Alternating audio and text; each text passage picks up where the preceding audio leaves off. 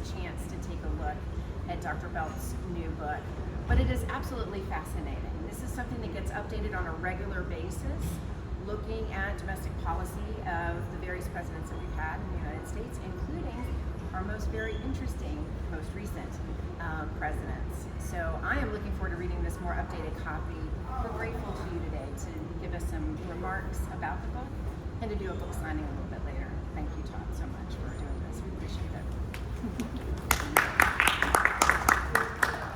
Well, thank you, Dean Riddle. I appreciate it. I will just stay out of the sun over here. But, thank you all for coming out. I appreciate your interest in this topic. I think it's fun. This book really talks about the issue of ranking presidents. I mean, you might see that we get all these polls, sometimes of historians, sometimes of academics, sometimes of political scientists, sometimes of the public, polls of who was the greatest president. And this book really tries to answer that question, which president did the best job? And so that's kind of a bit more difficult task than you think.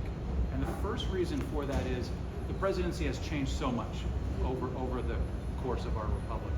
We generally consider the modern presidency to start with Franklin Delano Roosevelt. So we're looking 1932 on. Before that, the presidency wasn't exactly do nothing, but there were some presidents who used power, tried to get a lot of things done, but then the subsequent president, the power then returned back to sort of a normal type of level. It was really Franklin Delano Roosevelt really tried to use the power of the presidency to advance both domestic and foreign policy. This book is on domestic policy, which gets a little tricky because it's hard to define exactly what is domestic policy and what is foreign policy. I've also got a book on foreign policy too, if you're interested, called The Post-Heroic Presidency. But in terms of ranking presidents, it's difficult because presidents aren't equal and they don't come into the same situation. You might remember that, for those of you who are familiar with the sport baseball in the United States, also known as America's slowest pastime. Much better now that they have the pitch clock. But the issue is we sometimes think of presidents as being the starting pitcher, coming in and starting from nothing. But that's not the case at all. Right? Presidents are more like relief pitchers. They come in, the bases might be loaded, the score might be a certain type of thing. So it's better to think of them in terms of the opportunity that they have coming into office.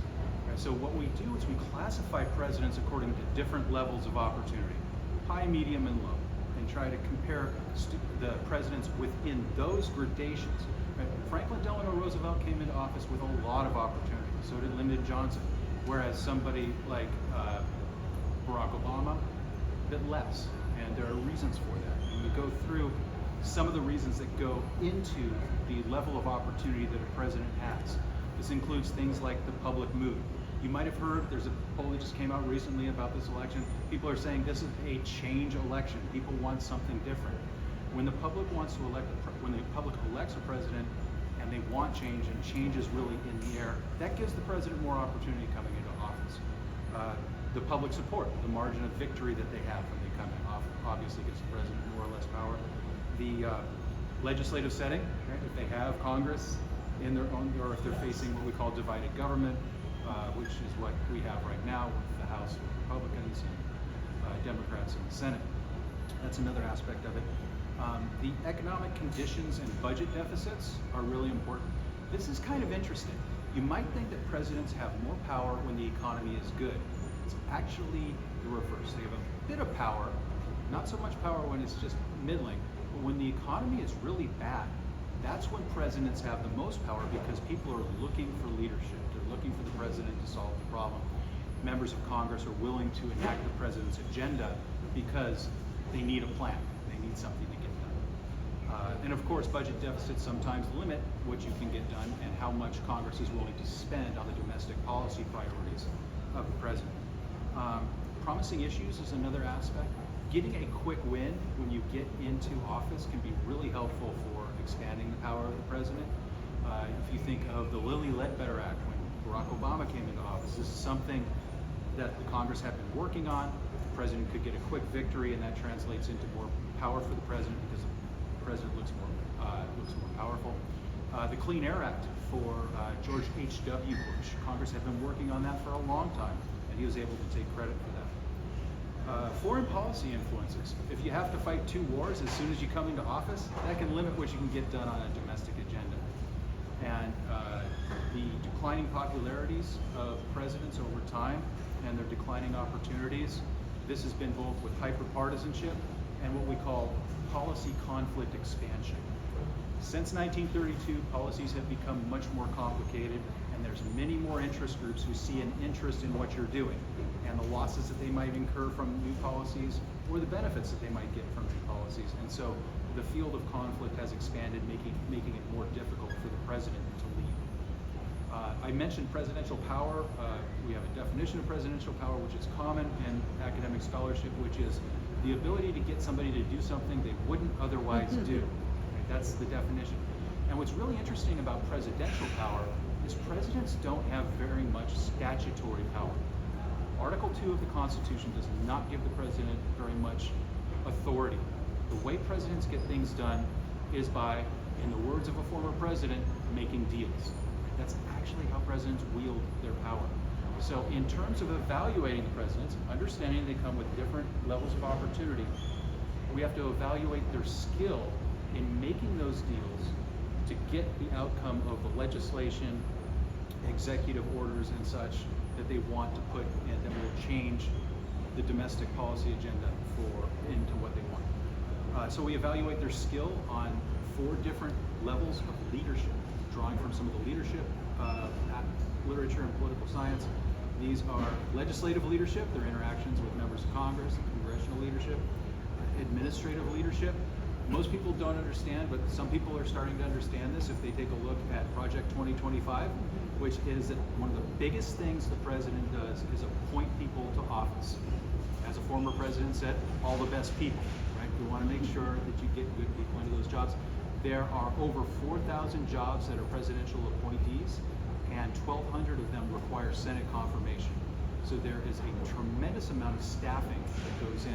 And managing the staffing is a huge job because you have to think of the president as being the CEO of the country and managing all that staffing. The advisory process and decision making is another aspect of presidential leadership. There are some presidents who surround themselves by yes people. There are other presidents who will go beyond their cabinet and try to get ideas for policy from people who are at lower levels and can therefore sell their policy better throughout the agencies that are responsible for them. Those are actually more effective presidents. And of course, public leadership. We know that leading the public can be helpful. If you are good at leading the public, you can get the public to put pressure on members of Congress to then enact your agenda. The president also, of course, works with other governors. This is a really understudied and underreported aspect of what the president does because we have a system called federalism, which is an equal division of power between the states and the federal government. And there are a lot of things that governors can do to thwart the policy agenda of a given president.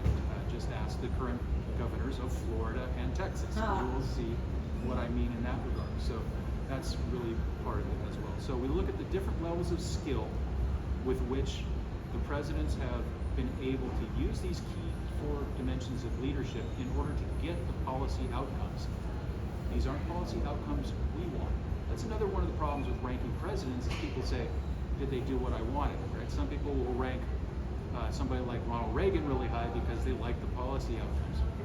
Instead, we rate their effectiveness based on did they do what they say that they were going to do? Did they enact their agenda? Not an agenda that I want. Do I want single payer healthcare? Maybe, but that's certainly not what George H.W. Bush was going to be giving us, right? That wasn't on his policy agenda. And finally, we predominantly look at the first term of presidents because in the second term, the president becomes much less powerful. Congress oftentimes waits out the president to try to get them to go away and not enact their agenda. And for that reason, presidents oftentimes turn more towards foreign policy during their second term than in their first term. So that's some of the key aspects of the book. So it's mostly about rating presidents, but it's a lot deeper than just. Can you hear that? You said rating presidents? It's rating, yeah, ranking presidents, I should say. Yes, that's the correct term. which presidents did a good job,